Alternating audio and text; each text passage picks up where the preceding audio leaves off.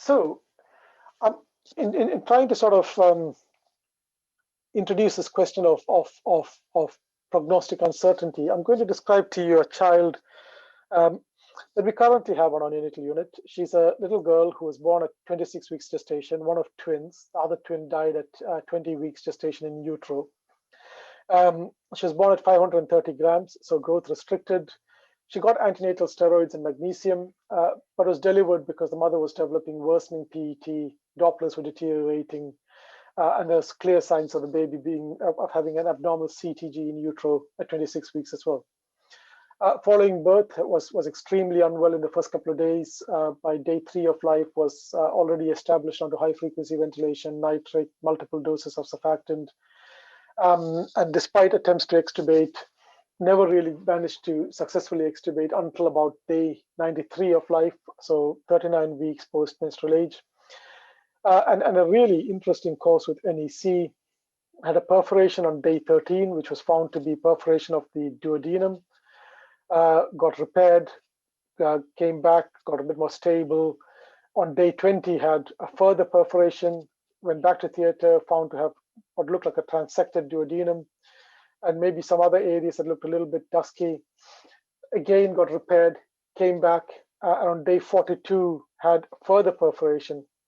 And this time, because of the sequence of events, was managed conservatively, and parents were counseled about the poor prognosis, but actually rallied, became physiologically more stable, and by around sort of term, 40 weeks of age, had managed to come off PN. Is now about 3 months post-term, is still on significant non-invasive respiratory support in around 30 to 40% oxygen, has had about 2 or 3 courses of steroids postnatally, and is not growing particularly well despite being on full enteral feeds. So I've given you a story there. And what I'd like you to do, if you can, is use the same Slido polling system and just have a look at these questions. You can choose as many or as little of these options as you'd like. And I'd like you to tell me what you think are likely to be the outcomes for this child. So I've got one person who thinks the child's going to have significant BPD, but is likely to have good or acceptable growth and intestinal function in childhood, but has a high risk of motor, cognitive, and executive function problems and an overall poor quality of life. I'll give people a couple of minutes to see what other people think, and then we'll move on a little bit more.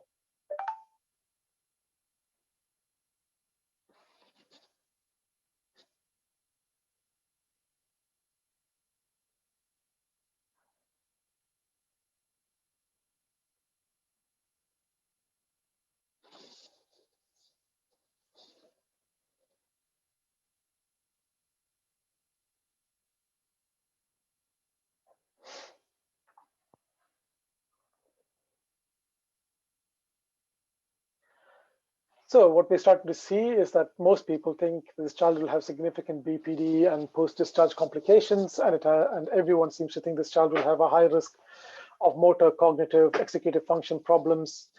About half seem to think that the child will have significant growth or intestinal failure. About half think that the quality of life in childhood is likely to be poor. Although that seems to be improving as time goes. About a third seem to think that the quality of life will be sort of acceptable.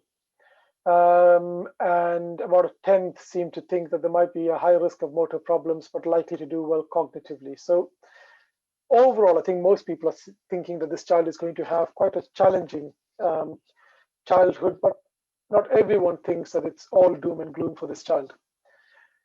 So I suppose a question that arises, which we've had a number of conversations about this child, would be, if we think these are kind of problems, and if we think that this child is going to have a poor quality of life and has significant problems long term, why are we intervening quite so vigorously in a child like this? And of course, by the time you're sort of 3 months post-term and you're on full feeds and you're on some respiratory support, it's very difficult to intervene in a different way. But some would definitely have asked the question, as we did many times, around that sort of 3 weeks of age when you had the third perforation in 100% oxygen. Is this the right thing to do?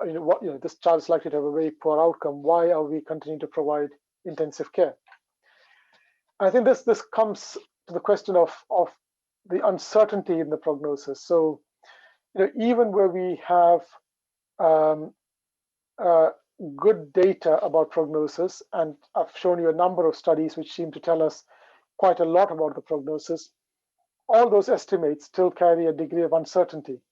And by its very nature, when you talk about a 95% confidence interval, it's expressing variation in the outcome of babies with similar health conditions and the limitations that are enforced by the sample sizes. And even when you have those prognostic indices, they're not necessarily always tested in these sort of very heterogeneous clinical conditions. We look at BPD, we look at NEC, we look at IVH, but we don't necessarily have the numbers to be able to bring all of those conditions together to be able to provide those sort of very specific outcomes. And even where we do have very specific information, so for example, with the NEC, I think most of everything that we've seen so far today would suggest that if you have 3 perforations requiring 2 surgery and still on PN at 90 days of life plus, you have a very high likelihood of death or poor outcome. It's very difficult to extrapolate from that population level estimate what is going to happen for that particular child. So as an example, even if I had something that said you have a 30% risk of death with active care, it won't be clear whether this particular baby is one of the 30 who will survive, so who will die, or one of the 70 who will survive. You simply cannot know either of those two until either the child goes home alive or the child dies because of a complication. So that's the sort of uncertainty that we have to deal with. And if anyone thinks that that is a new concept brought about by the advances in technological care that we have, in 1950, one of the fathers of medicine, William Osler, said, medicine is a science of uncertainty and the art of probability. So this is really nothing new.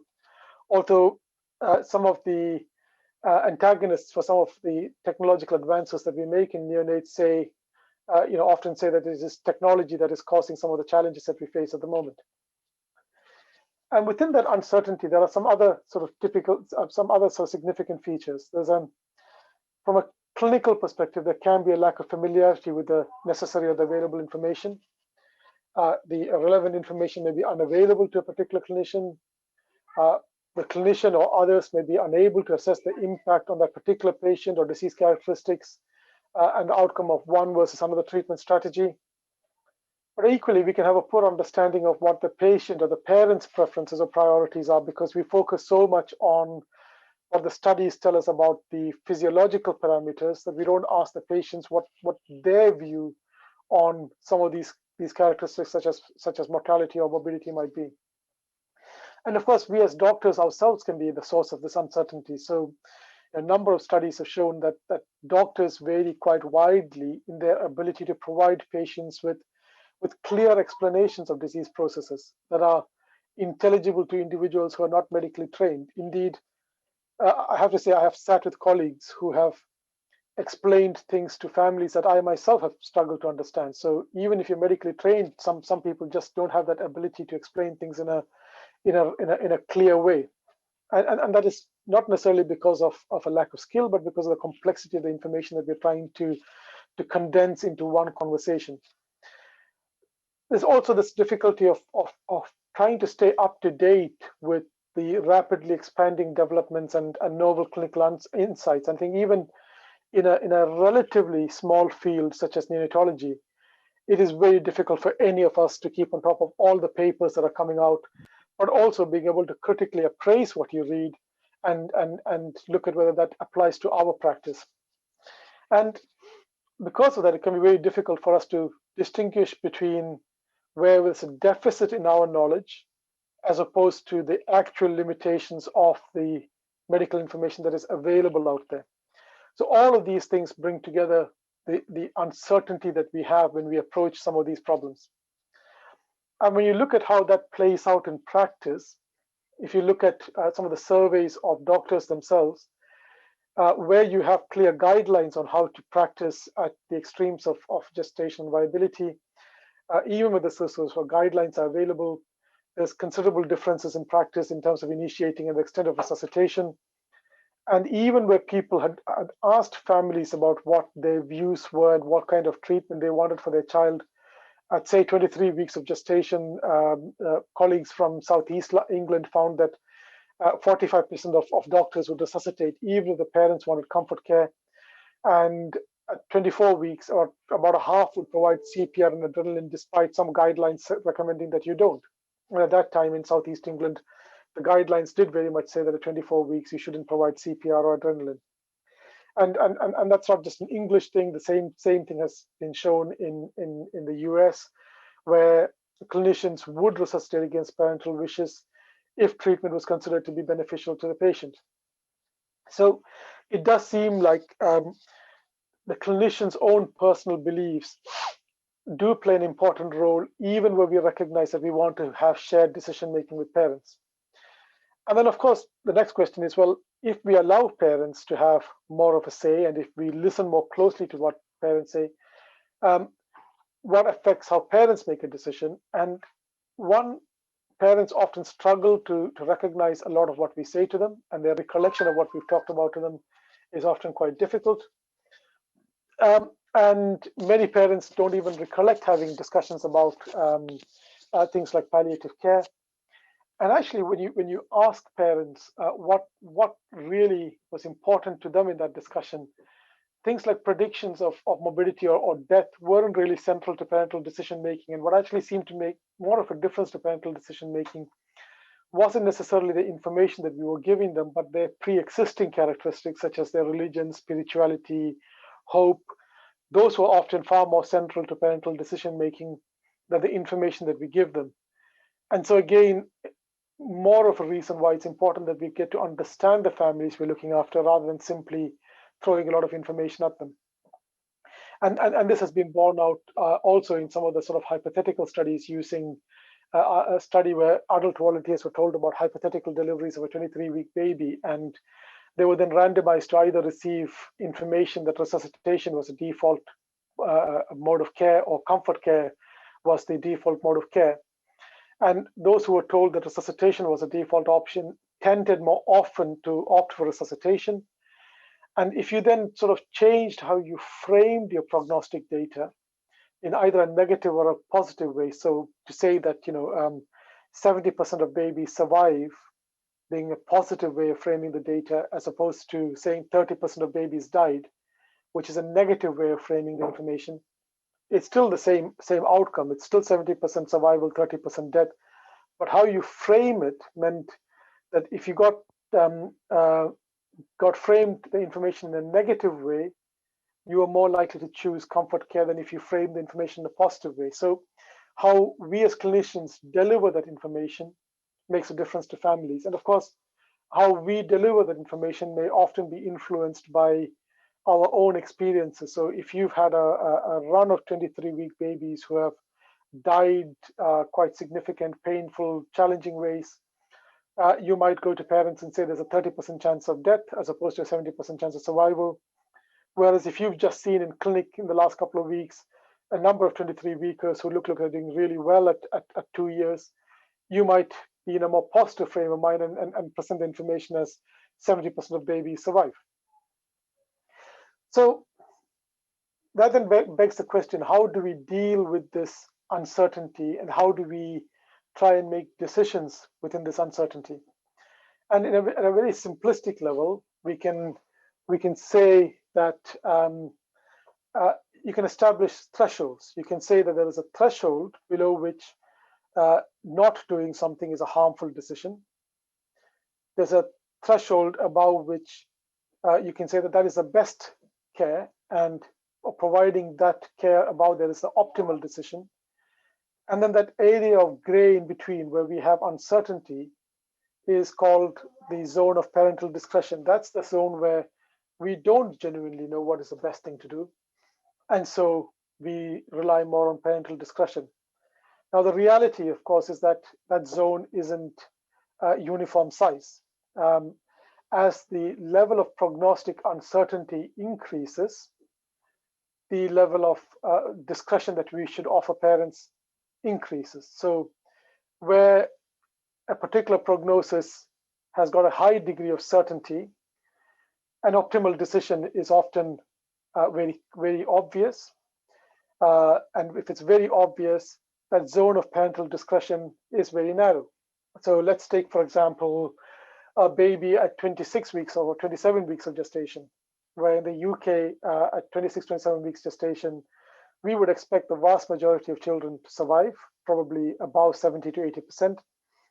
And we would also expect that the vast majority of those children would have fairly significantly good quality of life long term. Although the numbers of children who have NEC, who get severe lung disease, who may have long-term complications as a consequence, is not insignificant, but we expect more babies to do well. So in that circumstance, if a parent tells you in the delivery room that they don't want you to resuscitate their baby, they would like you to offer palliative care to their baby, I think most of us would feel uncomfortable. We would feel that actually not offering resuscitation for that child is a harmful decision. The optimal care for that child is to provide intensive care. And so that zone of parental discretion is quite narrow. And what we may then say is, well, we'll offer intensive care. And if the child develops significant complications from it, that zone of parental discretion may then widen up. So if this child at 26 weeks, then on day 3 of life develops severe septicemia, intestinal perforation, has got a grade 3 intraventricular hemorrhage, is now on significant respiratory support, that threshold that says that continuing to offer intensive care is the best standard may be significantly lower. And you might actually say that providing intensive care now is starting to cause more harm. And so that parental decision not to provide intensive care is no longer as harmful as it was over there. And there's more uncertainty about the prognosis. Therefore, that zone of parental discretion becomes wider. And at this point, if the parent says to you, I don't want you to provide surgery, and if the child deteriorates, I'd like to stop intensive care, you might be more willing to follow that parental view because that zone of discretion that you were willing to give the family is a little bit higher. So how does that work out in practice? Well, we always encourage shared decision making. So what that means is we as doctors don't make the decision on our own. We don't ask parents to make the decision by themselves, but we have a dialogue which allows us to make a shared decision. And I think it's really important that we recognize that this is a dialogue.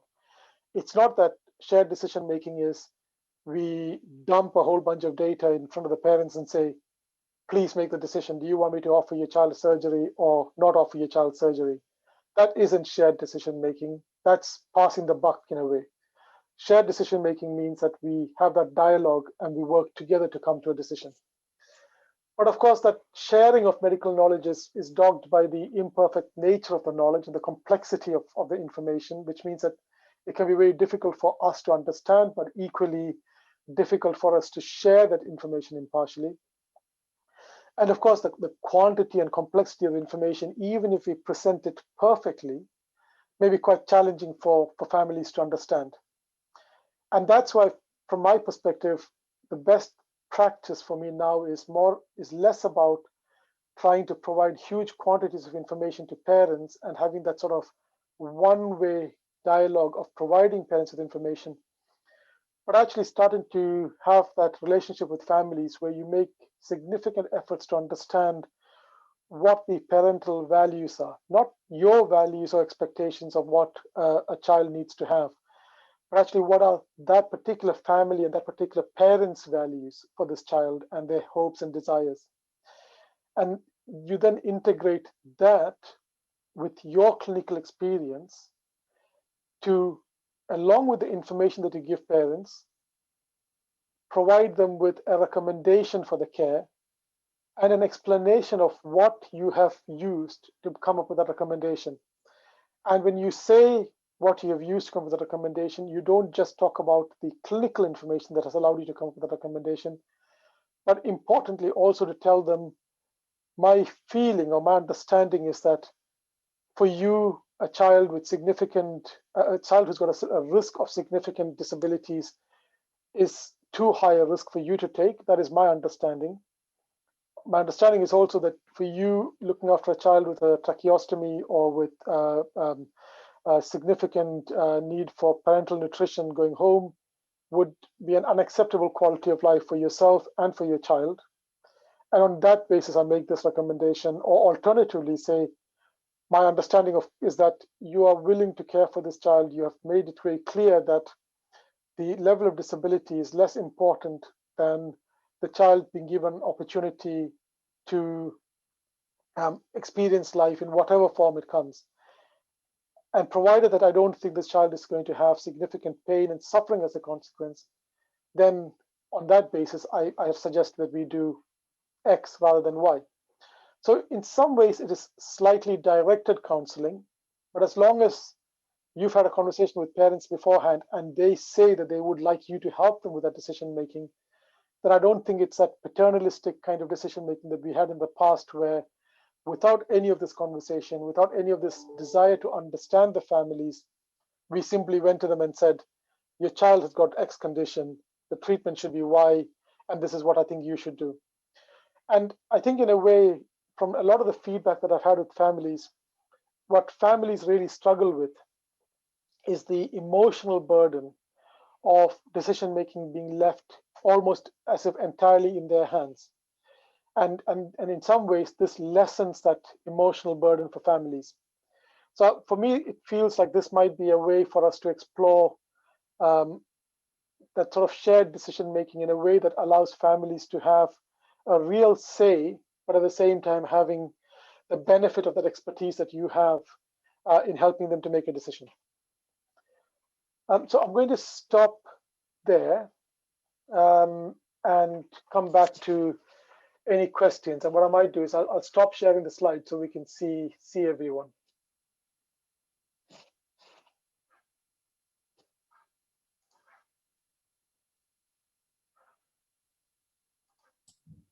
So I'm going to ask if anybody would like to directly interact with Dr.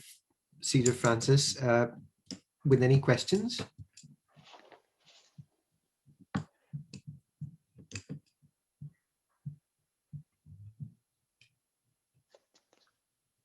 Looks like I've either stunned people into silence or managed to get everyone to sleep. I think, Sijo, I'll be really honest to say that was an absolutely amazing talk, in that I think the approach that you've provided to us clearly recognizes that what we've got to do is be very careful with putting the burden of responsibility with parents by giving them too much information, expecting them to make decisions. And one of the concepts that we've discussed in previous talks is the concept of what we call as facilitative paternalism. We're not really being paternal. We're giving them all the information, but we're making a judgment about whether they are capable or want to make that decision, or whether their expectation is that we support them through it. And there might be some families who actually feel we are the experts and that we should be making that decision to guide them. And I think, you're absolutely right to say that we've got to individualize that to every family. We've got to make that judgment. And what we've got to do is, it's kind of shepherding them through what are very, very difficult decisions, where they have got information which is informed, which is accurate, as accurate as we can do in the face of uncertainty. So I think an absolutely fantastic talk. Lots of thank yous. So very comprehensive, a fantastic approach. Thoroughly enjoyed the session. Brilliant lecture. Great wealth of information. Thank you very much. I'm going to end the session here, but before that, I would like to take this opportunity to thank Sijo. I mean, I always learn, and even at the stage of my career, I think I'm continuing to learn. And I mean, this was an absolutely amazing talk. I'd like to humbly thank Sijo for taking time out to actually prepare what was an absolutely fantastic, very comprehensive presentation, covering a lot of the morbidities that preterm babies suffer and giving us an overview or an approach of how we might want to actually do that. Thank you, Sijo. Thanks, Alok, and thanks for this opportunity, but also thank you very much for organizing these fantastic sessions. I think there's a lot that we learn from each other from these sessions. But I'm glad that you found it useful. Thank you so much. Thank you, everybody.